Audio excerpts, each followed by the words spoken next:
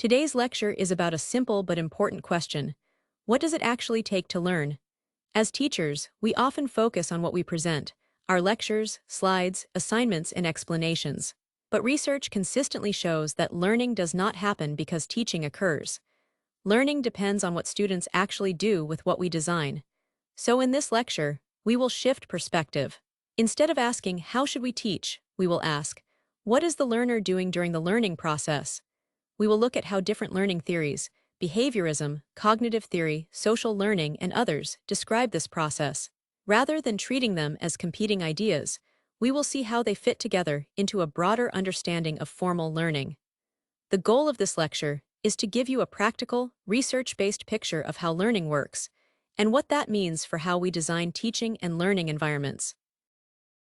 Research shows that student learning depends heavily on how they perceive and interpret the learning environment designed by the teacher. But to design effective learning, we must understand what actually happens during the learning process itself. What are students doing? What are they trying to achieve? Why do they approach tasks in certain ways, and what are they avoiding? This chapter focuses on what it takes to learn, emphasizing the learner's role and responsibility in the process. Effective learning is not something that simply happens because teaching occurs. It depends on what the learner actively does within the environment provided. The last century of psychology and education research has built a growing consensus on what it takes to learn in formal education.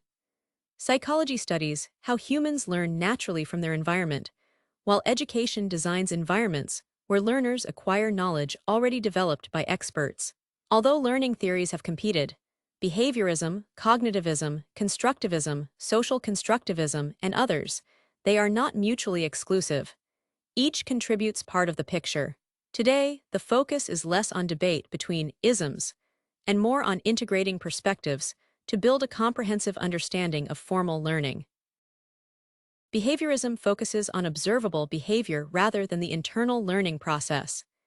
In education, grades and rewards can motivate performance, but behaviorism does not explain how understanding develops. Formal education aims beyond exam success toward independent, responsible learners. Associative learning, rooted in experiments by Pavlov and Thorndike, offers more insight into process. Through trial and error, learners form connections between actions and outcomes.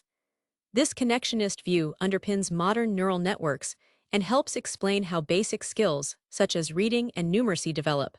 It is particularly relevant for supporting learners with cognitive difficulties. Cognitive theories, influenced by Gestalt psychology, emphasize understanding structure and meaning.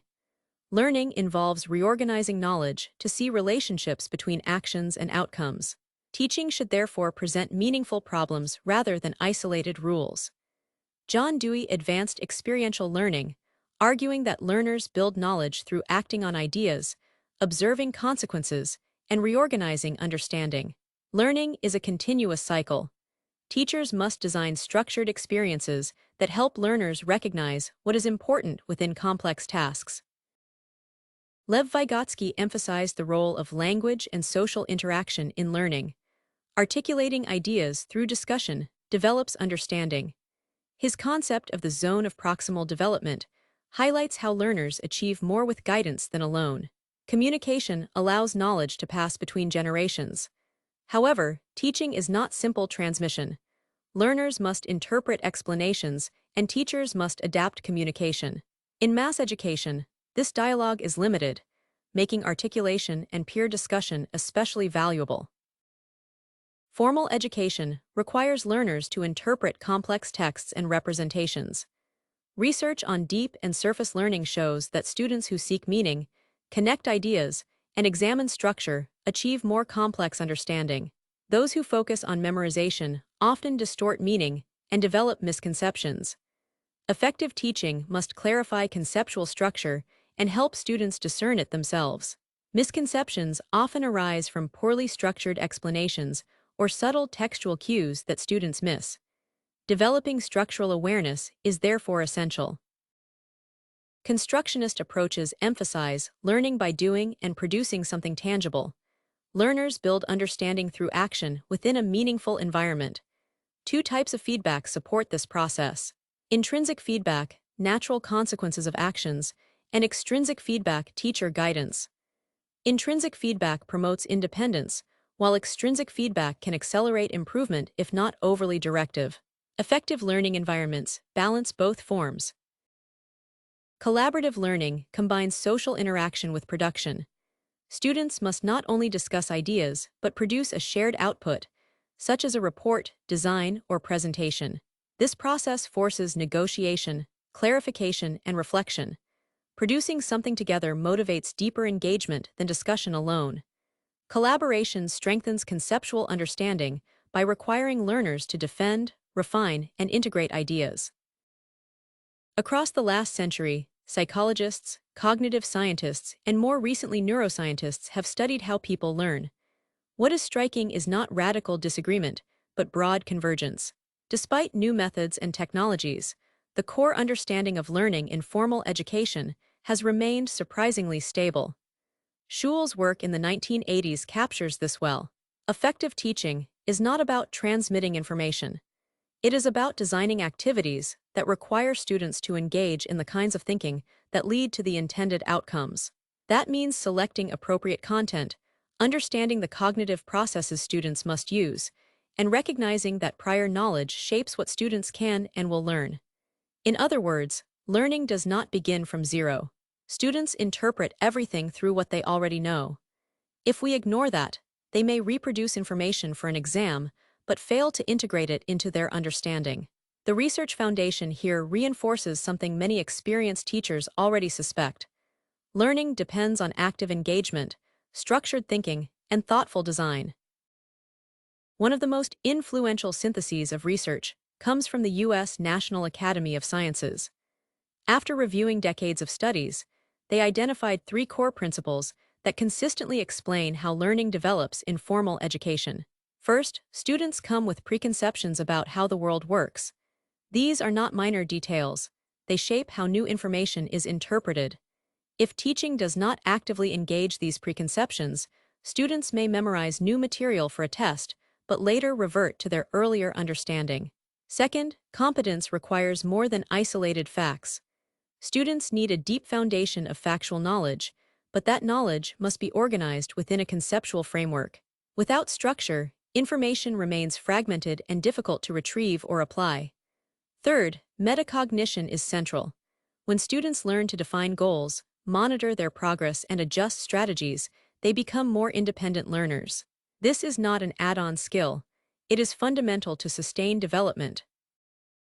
Beyond general principles, the text presents a more detailed model of learning as an interconnected system. Learning begins with a goal, partly personal, partly socially shaped. That goal drives action. The learner acts based on their current conceptual understanding and practical capability. When the learner acts, they receive feedback, either from the external environment or from a teacher. That feedback then reshapes their conceptual organization, their practical skills, and sometimes even their goals. Learning therefore unfolds as a continuous cycle: goal, concept, action, feedback, adjustment.